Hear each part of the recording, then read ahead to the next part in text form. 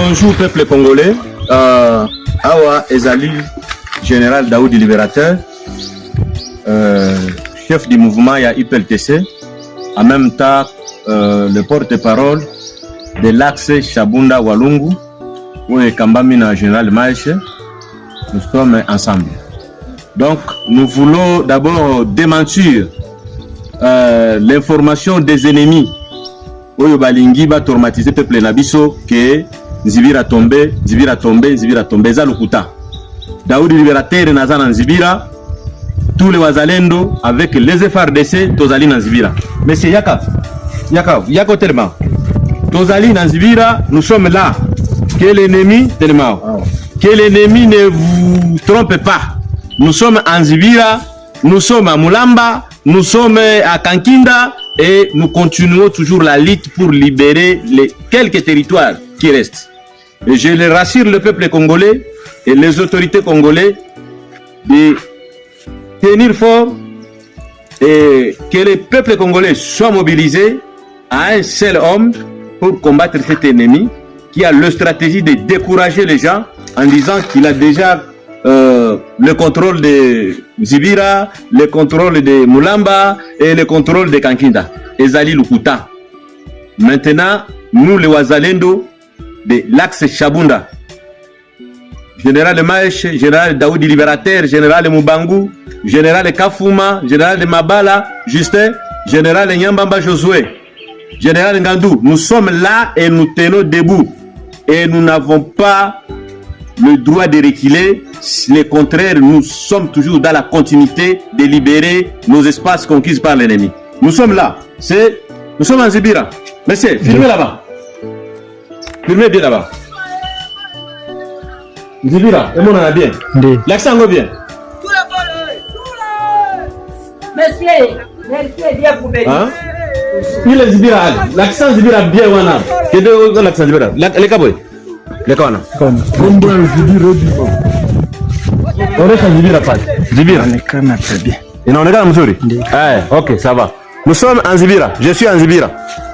Je suis en Zibira. Que l'ennemi ne vous trompe pas. Il a déjà pris le contrôle de Zibira. Il a déjà conquéri tous les espaces. Là, Ezali Lukuta. Nous rassurons le chef de l'État, le premier Mouzalendo, le commandant suprême de notre armée congolaise, que vos fils, Wazalendo et FARDC, nous sommes là avec le régiment 3309. Nous sommes derrière vous et sans faille, nous allons débouter l'ennemi en dehors de notre territoire. Les Congolais, soyez rassurés. Nous sommes là et pas de choses de recul, pas de choses de titubé. Nous allons continuer à terrasser et arracher l'ennemi. C'est la patrie ou la mort. Nous vaincrons. Merci beaucoup. Tariki ya 11 z'ukwezi kwa munani kuri mwe mwese mubana natwe mukadukurikira mu makuru n'ibiganiro tubagezaho umunsi ku wundi. Turagaruka kuri zimwe mu ngingo z'ingenzi zikomeye cyane aho guverinoma y'u Burundi irimo irashyirwaho na Perezida Neva ikomeje guteza impungenge icyoba ndetse n'igishyika i Kigali. Ndagaruka kandi ku kibazo gikomeye cyane, ni ikibazo gikomeje kugenda kizanwa n'ibinyoma, ibihuha birimo birakwirakwizwa n'ibinyamakuru bihengamiye cyangwa bibogamiye ku nyeshyamba za M23. Ni mu gihe Wiringoma we yamaze kwishongora aravuga ati nibaze batwereke ibyobo cyangwa ahantu twagiye duhamba abo bantu bagenda badushinja. Aya ni amwe mu makuru y'ingenzi turi bugarukeho. Turaza no kunyura mu bice bitandukanye, harimo haragenda haba isibaniro ry'urugamba rukomeye cyane, ariko nanone reka mbaze nkubwire ngo wibuke gukora like, watwandikira ugakomentinga, wanabasha gusharinga ku nshuti zawe zitandukanye. Iyi ni Inkuru Official TV, tubahaye ikaze. Amwe mu makuru y'ingenzi tugiye kugarukaho muri uyu mwanya, reka mpere kuri guverinoma y'u Burundi. Abantu barimo barashyirwa muri guverinoma y'u Burundi bakomeje gutera ubwoba ubutegetsi bwa Kigali, impungenge ndetse n'igishyika. Ni ukubera iki? Impamvu nyamukuru bo baratangaza yuko ngo abarimo barashyirwa muri guverinoma y'u Burundi ngo bashyigikiye FDLR. Ahubwo ngewe ibi ngibi nahise mbibonamo ikindi kintu. Burya abantu bacyuye manda yabo mu Burundi hari harimo abakoranaga n'ubutegetsi bwa Kigali, none Kigali irimo irareba ikabona mu bantu bose Neva arimo arashyira mu butegetsi uyu munsi wa none ntaho kumenera hahari, ntaho kugambanira hahari. Bya bintu njya nita ngo ni ibisatelite, nta na kimwe bazabonamo kizajya kibahereza amakuru y'u Burundi kugira ngo babashe kubona uburyo kibadurumbanya umutekano. FDLR igenda nagiye mbabwira kenshi yuko atari cyo kibazo kiri muri aka karere, ndetse naje no kubaza nti mwebwe iyo mureba mubona uyu mutwe wa FDLR turamutse tukuye muri aka karere k'ibiyaga bigari, koko aka karere ngo kagira amahoro cyangwa ahubwo hari ikindi kintu kiba cyihishe inyuma? Ni ukuvuga ngo simfe na wa muntu waje kuvuga ngo FDLR ahubwo ni amabuye y'agaciro mu burasirazuba bwa Kongo, naho FDLR ntabwo ari umutwe w'inyeshyamba.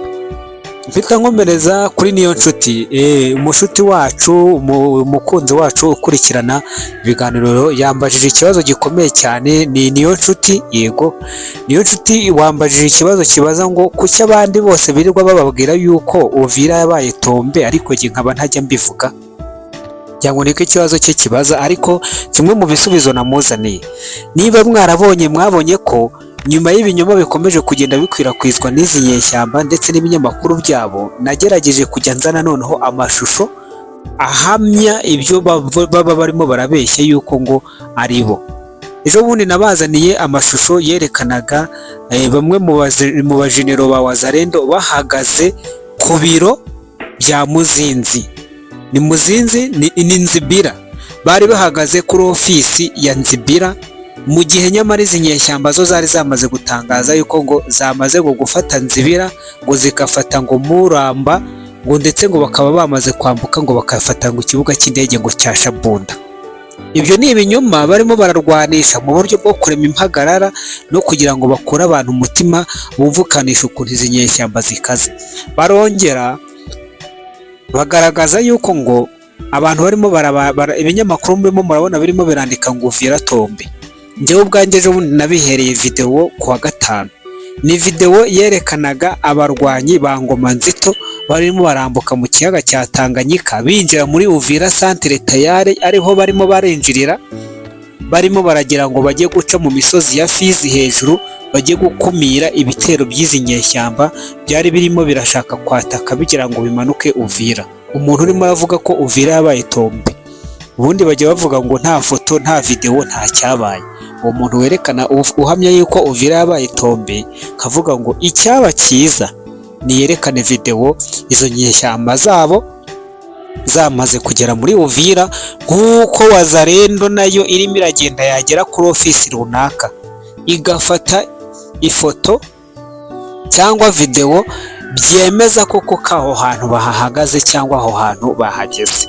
Rero niyo nshuti wanjye, reka nkusubize nkubwira ngo aba banyamakuru n'ibyo binyamakuru bindi byinshi murimo muragenda mubona birimo biramamaza, ni birimo biragira ngo bikomeze byagiserereza inyeshyamba, nyamara birimo birabeshya.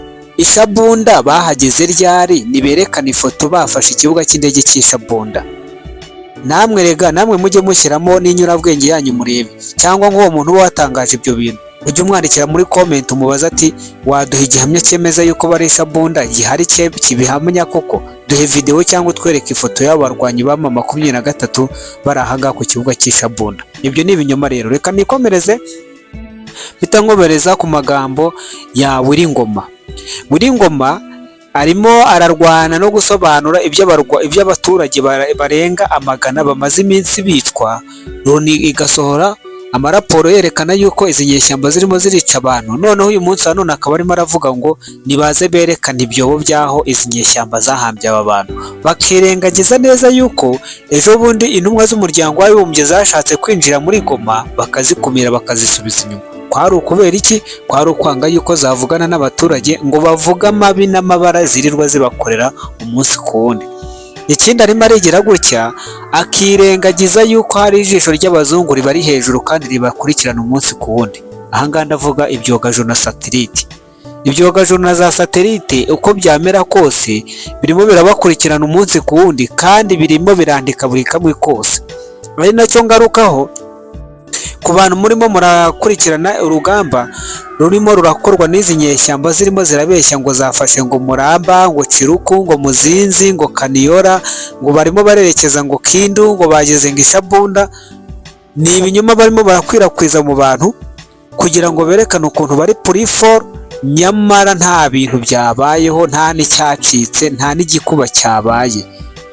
Ahangaha ku Official TV baramutse bafashe Uvira rwose kuba twabidekarara tukabitangaza nta kintu cyaba gitangaje kirimo, kuko nyine twabivuga nk'uko urugamba rwagenze. Ariko uyu munsi wa none njyewe ntabwo ndi bubahe inkuru ivuga ngo Uvira tombe, kandi nta bihamya bihari byemeza yuko Uvira yabaye iki, yabaye tombe. Rero muraza kujya mwemera tubaha amakuru, ariko nanone namwe nimuzajya munakurikirana n'izindi nkuru z'ibinyamakuru, murebe nk'ibinyamakuru birimo biramamaza ngo Uvira tombe ibyo ari byo. Muraza gusanga nusikororinga nk'inkuru zabo zose, uraza gusanga inkuru yitwa ngo Uvira yababanye Uvira, ahubwo Uvira bazayiviramo amaraso, Uvira bazayiviramo ikizi. Uvira bashobora kuzarangira bayiviriyemo ubuzima bwabo bwose neza neza, bikazarangira bibabanye nk'ikizi. Ntabwo nzi uko nabisobanura, ariko reka nshimire cyane mwe mwese abantu barimo Niyo Nshuti, abantu barimo ba Sifa, abantu barimo ba Mediatrice, ba Nkunganire, abantu nka ba Moses Habyarimana, abantu barimo ba Medalide, ba Jackson, abantu ba Bunyoni, ba Beat, n'abandi mwese nka ba Pascal, abantu bari Gabo, bari Malawi, bari mu Burundi, bari Zimbabwe, bari Tanzania, n'abantu munkurikirana muri ahangaha mu burasirazuba bwa Kongo.